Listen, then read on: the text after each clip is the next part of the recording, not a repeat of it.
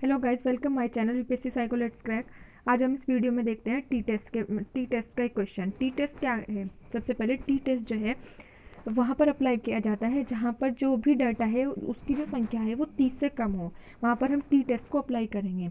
Small sample के लिए हम क्या करते हैं, टी टेस्ट का इस्तेमाल करते हैं।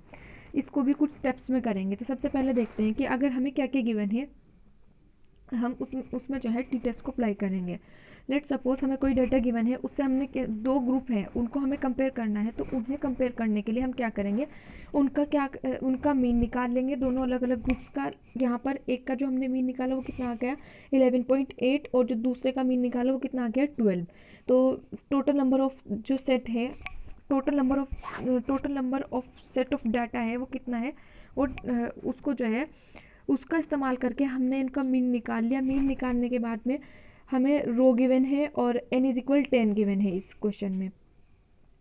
ठीक है, अब हम क्या करेंगे, वहाँ पर स्टेप फर्स्ट अप्लाई करेंगे। उसमें हम नल हाइपोथेसिस सेट करेंगे। सबसे पहले नल हाइपोथेसिस में क्या करेंगे कि नल हाइपोथेसिस में जो भी हमें गिवन है, जो भी हाइपोथेसिस दिया गया है क्वेश्चन में, हम उसको क्या करेंगे, उसको डिस्प्रूव करेंगे, उसको नलीफाई करेंगे।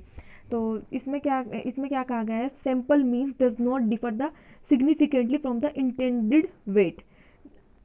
जो सैंपल का मीन है वो डिफर नहीं है इंटेंडेड वेट से, ये नल हाइपोथेसिस कहता है। इसमें क्या कंडीशन होती है, जो म्यू और एक्स दोनों इक्वल होते हैं एच नोट में। जो ऑल्टरनेटिव क्या होता है, जिसमें म्यू और एक्स दोनों अलग अलग होते हैं, या तो बड़े होंगे या फिर छोटे होंगे। वहाँ पर लेफ्ट राइट या फिर टू टेल टेस्ट होता है। ठीक है, तो उसको डिनोट करते हैं H1 tends to mu is not equal to x bar. यहाँ पर क्या कहा गया है इस हाइपोथेसिस में, sample mean differ significantly from the intended weight. इसमें कहता है कि जो सैंपल मीन है वो डिफर है इंटेंडेड वेट से। अब देखते हैं इसका स्टेप टू में क्या करते हैं, हम हाइपोथेसिस को टेस्ट करते हैं। यहाँ पर कैलकुलेट करेंगे टी की वैल्यू। कहीं पर हम एफ कैलकुलेट कर रहे हैं, कहीं पर रो कैलकुलेट कर, तो यहाँ पर हम क्या कैलकुलेट करेंगे, यहाँ पर हम कैलकुलेट करेंगे टी की वैल्यू।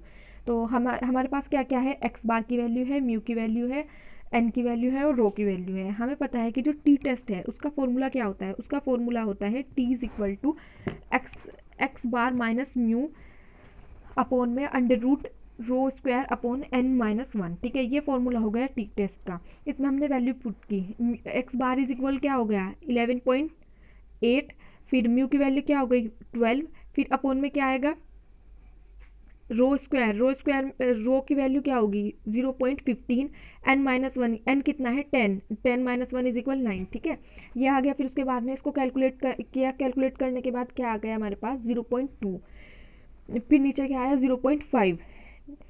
इसका फाइनल रिजल्ट क्या मिला हमें, -4। टी इज इक्वल क्या मिल गया हमें, -4। ठीक है, अब देखते हैं अब हम टेस्ट करेंगे। अब नेक्स्ट स्टेप में हम क्या करेंगे, डिग्री ऑफ फ्रीडम कैलकुलेट करेंगे। इसके थ्रू ही हम क्या देखते हैं, टेबल में वैल्यू देखते हैं।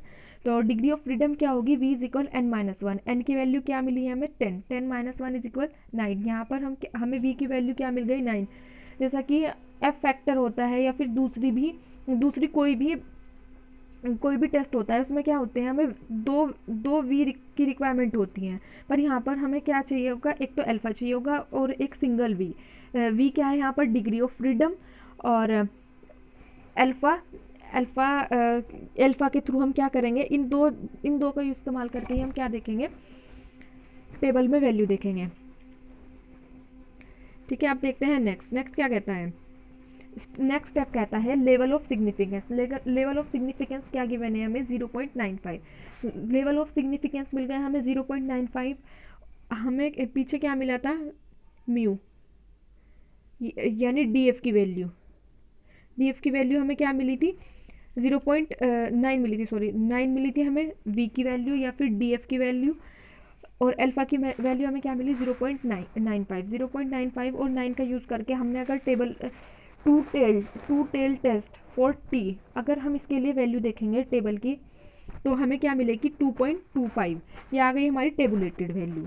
अब हम क्या करेंगे, इसका यूज़ करके हम देखते हैं कि हम किस कंक्लूज़न पर रीच कर रहे हैं, क्या हमें कंक्लूज़न मिल रहा है। हमारा कौन सा हाइपोथेसिस एक्सेप्ट हो रहा है, कौन सा हाइपोथेसिस रिजेक्ट हो रहा है।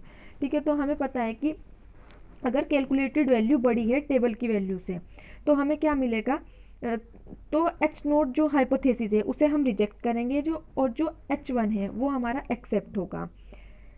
ठीक है, तो इसमें क्या आ रहा है कि हमें जो कैलकुलेटेड वैल्यू मिली है, जो भी हमने कैलकुलेट किया है उससे हमें क्या मिला है, 4 मिला है। ठीक है, 4 हमें मिल गया है कैलकुलेट करने से, और जो टेबल की वैल्यू से हमें क्या मिला है 2.26। तो यहाँ पर 4 ग्रेटर है 2.26 से, मतलब एच नोट को हम रिजेक्ट करेंगे। एच नोट हमें क्या कह रहा था, एच नोट कह रहा था कि sample mean doesn't differ significantly from the intended weight. ये कह रहा था कि जो सैम्पल का मीन है वो डिफर नहीं है इंटेंडेड वेट से। लेकिन एच वन क्या कह रहा था, एच वन कह रहा था कि जो सैम्पल का जो मीन है वो डिफर कर रहा है किससे, वेट से। ठीक है, तो यहाँ पर एच नोट को हम फॉल्स कंसिडर करते हुए इसको क्या कर रहे हैं, हम रिजेक्ट कर रहे हैं, और एच वन को हम क्या कर रहे हैं, यहाँ पर एक्सेप्ट कर रहे हैं। ये कह रहा है कि सैंपल का मीन डिफर है इंटेंडेड वेट से, ये हाइपोथेसिस एक्सेप्ट हो चुका है। ठीक है।